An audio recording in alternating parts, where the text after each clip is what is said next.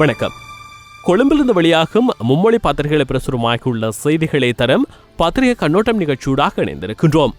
முதலில் தமிழ் மொழி பத்திரிகையான வீரகேசரியில் வெளியாகியுள்ள செய்திகளை நாம் இங்கு பார்க்கும் இடத்து, சுயாதீன ஆணைக்குழு விசாரணை வேண்டும், ஊழல் மோசடி தொடர்பில் ஏன் இதுவரை எவருக்கும் தண்டனை வழங்கப்படவில்லை, எதிர்க்கட்சித் தலைவர் சம்பந்தன் சபையில் கேள்வி என்பதாக பிரதான தலைப்புச் செய்தியை வீரகேசரி பத்திரிகை வெளியிட்டுள்ளது.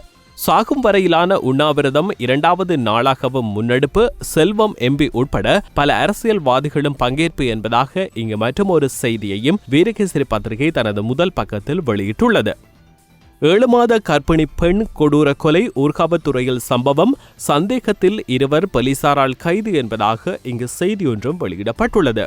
இலங்கைக்கான இந்தியாவின் புதிய தூதுவர் டரண்ஜித் சிங் சந்து நேற்று தனது நியமன கடிதத்தை ஜனாதிபதி மைத்திரிபால சிறிசேனவிடம் வழங்கிய பின் அவருடன் எடுத்துக்கொண்ட படம் என்பதாக பிரதான நிழற்படத்தை வீரகேசரி பத்திரிகை வெளியிட்டுள்ளது.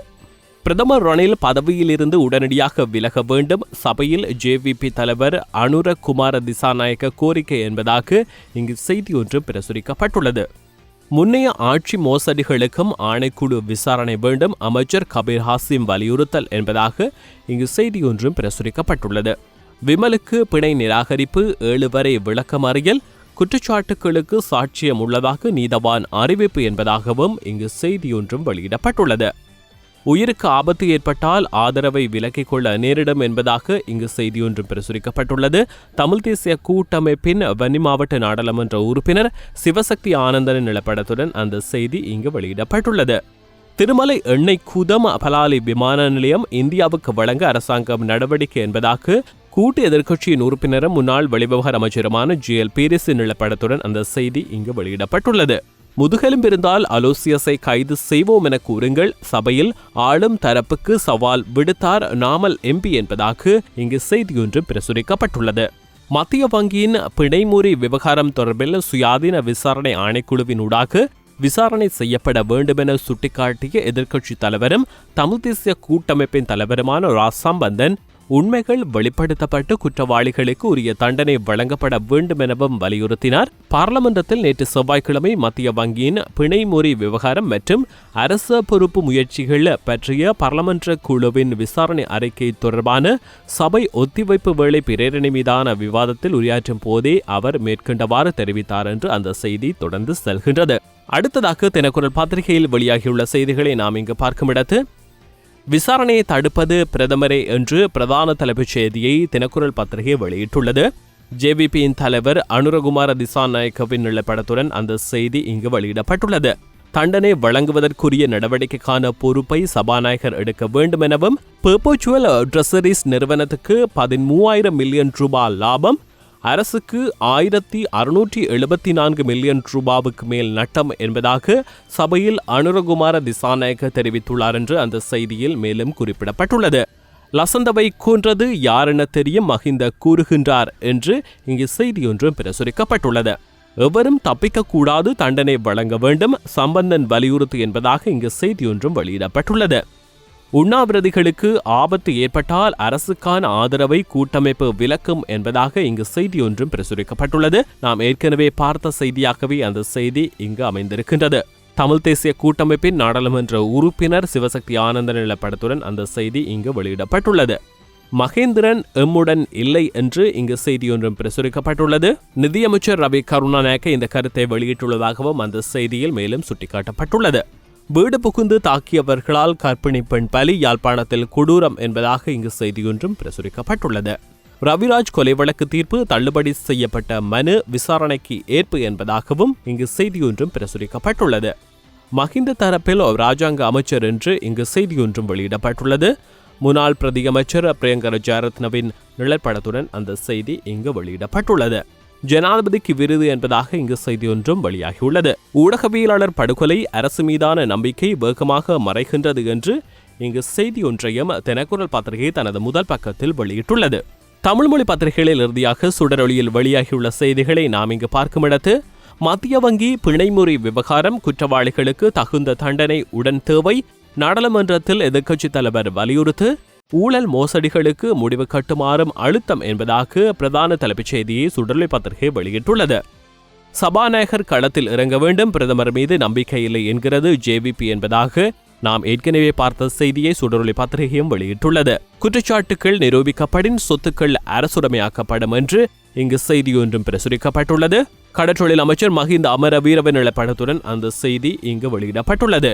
பேக்கி பயந்தால் மயானத்தில் வீடு கட்டியிருக்க மாட்டோம், சிறைக்குள் இருந்து சபைக்கு வந்த விமல் சூளுரை பிணைமுறி விவகாரத்தால் சபையில் கடும் சர்ச்சை என்பதாகவும் இங்கு செய்தி ஒன்றை சுடரொளி பத்திரிகை தனது முதல் பக்கத்தில் வெளியிட்டுள்ளது.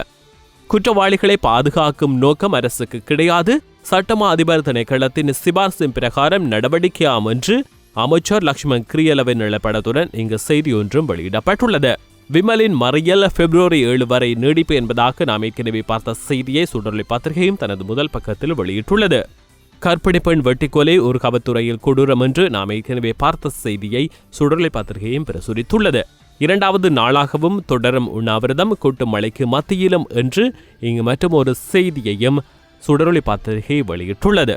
காணாமல் ஆக்கப்பட்ட எமது உறவுகள் உயிருடன் இருப்பதற்கு ஆதாரம் உண்டு. சர்வதேச மன்னிப்பு சபையின் ஆதரவுடன் கொழும்பில் நடைபெற்ற செயலமர்வில் குடும்பத்தினர் தெரிவிப்பு என்பதாக இங்கு செய்தி ஒன்றும் சுடரொளி பத்திரிகையின் முதல் பக்கத்தில் வெளியிடப்பட்டுள்ளது. அடுத்ததாக ஆங்கில மொழி பத்திரிகையான டெய்லி மிரரில் வெளியாகியுள்ள செய்திகளை நாம் இங்கு பார்க்கும் இடத்து மத்திய வங்கியின் பிணைமுறி விவகாரம் தொடர்பான கோப் குழுவின் அறிக்கை மீது நாடாளுமன்றத்தில் விவாதம் என்று பிரதான தலைப்புச் செய்தியை டெய்லி மிரர் பத்திரிகை வெளியிட்டுள்ளது. இந்த விவாதத்தில் கலந்து கொண்டு கருத்து தெரிவித்தவர்கள் தொடர்பிலான செய்திகளை தனது முதல் பக்கத்தில் டெய்லி மிரர் பத்திரிகையும் வெளியிட்டுள்ளது. குறிப்பாக இந்த பிணைமுறி மோசடி தொடர்பான விசாரணைகளுக்கு ஜனாதிபதி விசேட விசாரணை ஆணைக்குழு நியமிக்கப்படுவதை ஐக்கிய தேசிய கட்சி வரவேற்கின்றது என்று அமைச்சர் கபீர் ஹாசிமின் நிலப்படத்துடன் இங்கு செய்தி ஒன்றையும் டெய்லி மிரர் பத்திரிகை வெளியிட்டுள்ளது. குற்றவாளி என நிரூபிக்கப்பட்டால் பெர்பச்சுவல் ட்ரெசரிஸ் நிறுவனத்தின் சொத்துக்கள் அரசுடைமையாக்கப்படும் மஹிந்த அமரவீர தெரிவித்துள்ளார் என்று நாம் ஏற்கனவே பார்த்த செய்தியை டெய்லி மிரர் பத்திரிகை தனது முதல் பக்கத்தில் வெளியிட்டுள்ளது. தவறிழைத்தவர்களுக்கு தண்டனை வழங்கும் நடவடிக்கை சபாநாயகர் கையேற்க வேண்டும் என்று ஜேவிபி தெரிவித்துள்ளமை தொடர்பான செய்தியையும் டெய்லி மிரர் பத்திரிகை தனது முதல் பக்கத்தில் வெளியிட்டுள்ளது. கூட்டு எதிர்க்கட்சி அரசாங்கம் அமைந்தால் அர்ஜுன் அலோசியஸ் கைது செய்யப்படுவார் என்று நாமல் ராஜபக்ச தெரிவித்துள்ளார் என்று இங்கு செய்தி ஒன்றும் பிரசுரிக்கப்பட்டுள்ளது. ஸ்ரீலங்காவின் அனைத்து அரசாங்கங்களும் ஊழல்களை பாதுகாத்தே வந்துள்ளது என்று ராசம்பந்தன் தெரிவித்துள்ளமை தொடர்பான செய்தியையும் டெய்லி மிரர் பத்திரிகை தனது முதல் பக்கத்தில் வெளியிட்டுள்ளது. குறிப்பாக இன்றைய தினம் டெய்லி மிரர் பத்திரிகையில் நேற்றைய தினம் நாடாளுமன்றத்தில் இடம்பெற்ற கோப் குழுவின் அறிக்கை மீதான விவாதங்களில் நாடாளுமன்ற உறுப்பினர்கள் தெரிவித்த கருத்துக்களையே டெய்லி மிரர் பத்திரிகை தனது முதல் பக்கத்தில் வெளியிட்டுள்ளமை இங்கு சுட்டிக்காட்டத்தக்க ஒன்றாக காணப்படுகின்றது. இறுதியாக சிங்கள மொழி பத்திரிகையான லங்காதீப பத்திரிகையில் வெளியாகியுள்ள செய்திகளை நாம் இங்கு பார்க்கும் இடத்து பிணைமுறி விவகாரத்தில் மோசடி செய்தவர்களுக்கு தண்டனை வழங்கப்பட வேண்டும் என்று பிரதான தலைப்புச் செய்தியை லங்காதீப பத்திரிகை வெளியிட்டுள்ளது. வரலாற்றில் மிகவும் பாரிய மோசடியாக இது அமைந்துள்ளதாக ஜேவிபி தலைவர் அனுரகுமார திசாநாயக்க தெரிவித்துள்ளார் என்று அந்த செய்தியில் மேலும் சுட்டிக்காட்டப்பட்டுள்ளது. கோப் குழுவின் அறிக்கையுடன் ஸ்ரீலங்கா சுதந்திர கட்சி இணங்குகின்றது என்று அமைச்சர் நிமல் ஸ்ரீபால டிசில்வா தெரிவித்துள்ளார் என்று இங்கு மற்றும் ஒரு செய்தியையும் லங்காதீப பத்திரிகை வெளியிட்டுள்ளது. திருடர் தற்போதும் சுதந்திரமாக இருக்கின்றார் என்று நாடாளுமன்ற உறுப்பினர் பந்துல குணவர்தன தெரிவித்துள்ளதாக இங்கு செய்தியொன்றும் லங்காதீப பத்திரிகையின் முதல் பக்கத்தில் வெளியிடப்பட்டுள்ளது. ஸ்ரீலங்கா சுதந்திர கட்சியும் ஐக்கிய தேசிய கட்சியும் ஊழல்களை பாதுகாக்கின்றது என்று நாம் ஏற்கனவே பார்த்த செய்தியை லங்காதீப பத்திரிகையும் வெளியிட்டுள்ளது. எதிர்க்கட்சித் தலைவரும் தமிழ் தேசிய கூட்டமைப்பின் தலைவருமான ராசம்பந்தன் அந்த கருத்தை வெளியிட்டுள்ளதாகவும் அந்த செய்தியில் மேலும் சுட்டிக்காட்டப்பட்டுள்ளது. நல்லது நேர்களே, இதுவரை கொழும்பிலிருந்து வெளியாகும் மும்மொழி பத்திரிகைகள் பிரசுரமாகியுள்ள செய்திகளை தரும் பத்திரிகை கண்ணோட்டம் நிகழ்ச்சியூடாக இணைந்திருந்தோம். மற்றும் ஒரு பத்திரிகை கண்ணோட்டம் நிகழ்ச்சியூடாக இணைந்திருக்கும் வரை நன்றி, வணக்கம்.